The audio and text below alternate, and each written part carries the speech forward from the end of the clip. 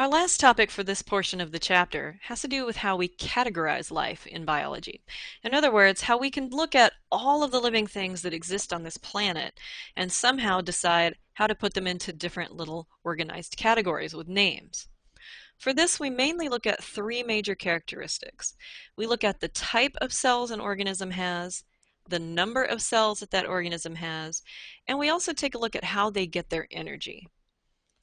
Sometimes DNA factors into this as well, and we'll talk about that.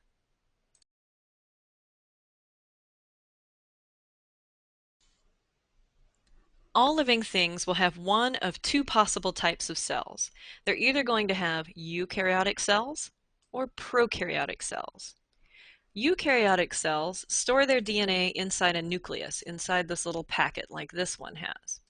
Prokaryotic cells also have DNA, but you'll notice there's no packet inside to store it. It's just kind of floating around inside the liquid.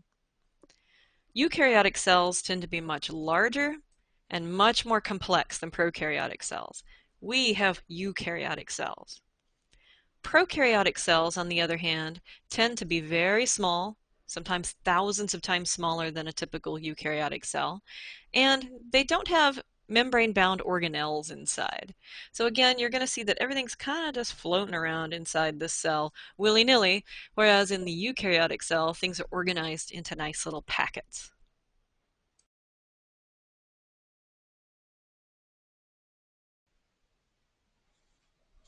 We can also look at the number of cells that an organism has when we're categorizing it.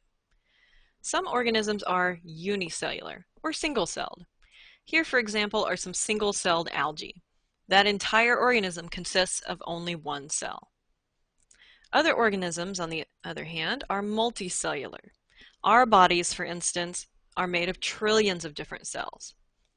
Here's an algae that's a little bit more complex. If you look at all of these little individual dots, each individual dot is a single cell. So you can see that collectively, this is a very simple multicellular organism.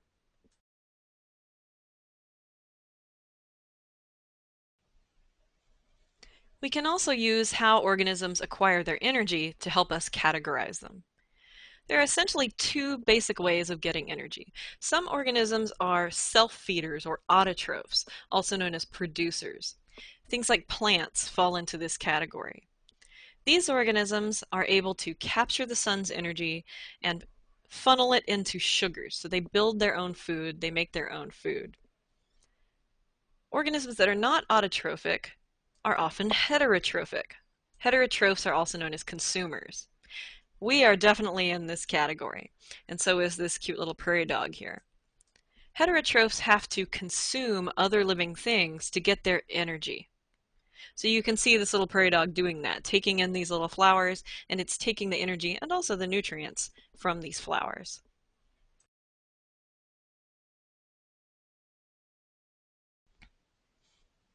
We can use this information to help group or organize living things into different kinds of categories.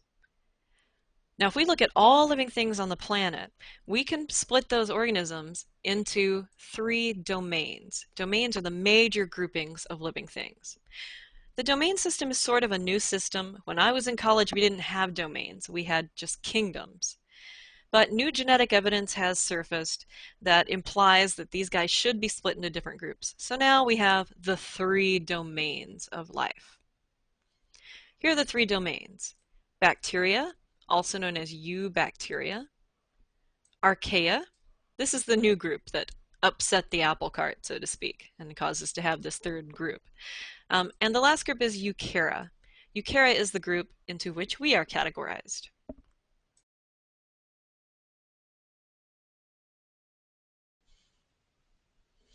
First, we have the domain bacteria, also known as eubacteria. Bacteria are all unicellular. They're all single-celled organisms, although sometimes they kind of stick themselves together a little bit. They are all prokaryotic, so none of them have a nucleus to store their DNA. And we do find both autotrophic and heterotrophic forms in this domain. This domain represents an enormous category of life. Bacteria contains organisms that we think of as germs, so things like staph and strep are definitely in this domain. But there are many types of beneficial bacteria that exist as well. For instance, there are bacteria that live in your guts that help you process vitamin K, and there are bacteria that live in the soil that help plants get nitrogen, things like that. So it's a very diverse group.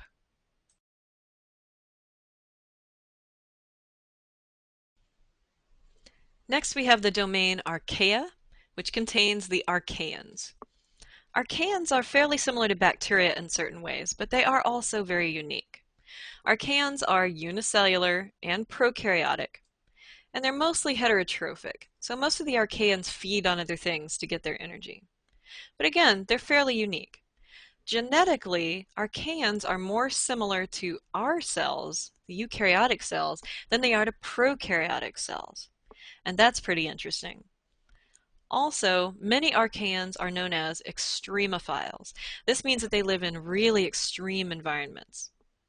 If you have an environment on this planet and you think it's too extreme for anything to be living in it, there's probably an Archaean living there already. Archaeans can live in extremely hot water, extremely cold environments, extremely salty environments. Archaeans have even been found living in highly radioactive environments. So they have some really interesting adaptations. And because of their genetic structure, this third domain was created just for them.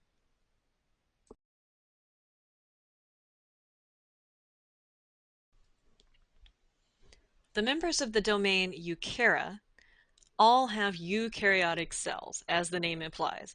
So the cells of all eukaryotes are eukaryotic. They all have nuclei that contain their DNA. You do find both unicellular and multicellular members of this domain, and you do find both autotrophic and heterotrophic forms of life in this domain. But the major characteristic that puts something in the domain Eukarya is the presence of that nucleus. Now, the domain Eukarya can be broken down into 4 smaller groups. In general, we call these groups kingdoms. So let's take a look at each kingdom in a little bit more detail.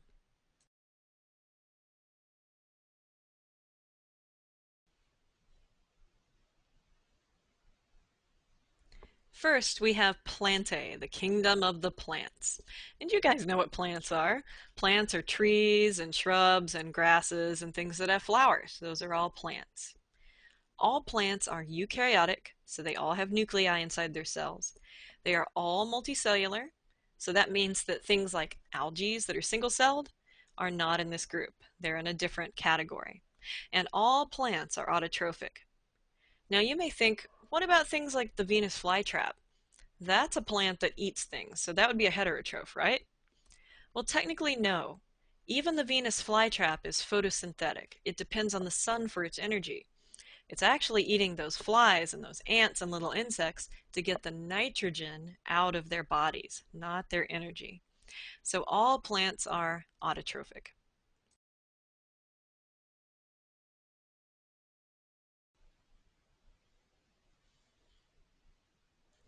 Next we have Animalia, the kingdom of the animals. All animals are eukaryotic, they are all multicellular, and they are all heterotrophic. So there are no animals that exclusively photosynthesize to get their energy. All of the animals shown in this diagram are heterotrophs. You can see they're all eating other things. And I just love this girl on the end because she's just really getting into that burger. She's going to end up with that all over her white shirt.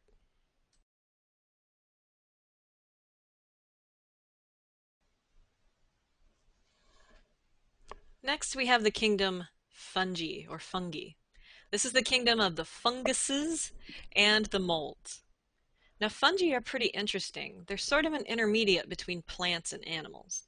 They grow into forms that look very plant-like, but they actually feed more like an animal feeds. All fungi are eukaryotic. They are all multicellular, so there's no single-celled fungi, but they are all heterotrophic, unlike plants. So when you see mold growing on your piece of bread, what that mold is actually doing is sending little shoots down into the bread that release digestive enzymes. And those enzymes digest the bread and then it sucks it back up into its body. So that mold is actually eating your bread. It's taking it away from you, which makes it a heterotroph.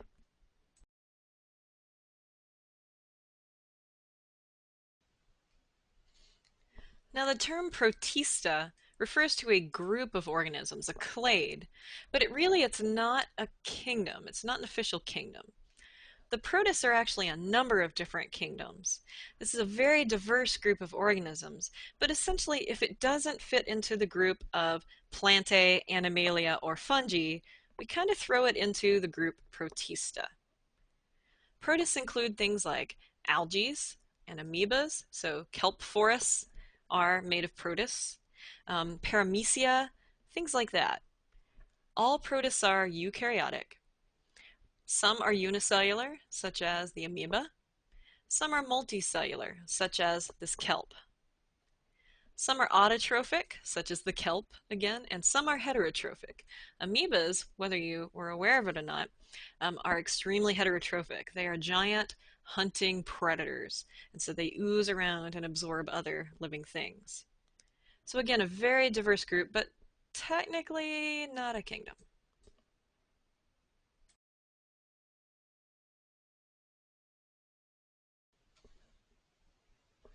Next, I want you to take a couple of minutes to examine the prompts provided on your guided notes. I want you to see if you can classify the organisms based on their characteristics into the proper domains and/or kingdoms of Eukarya.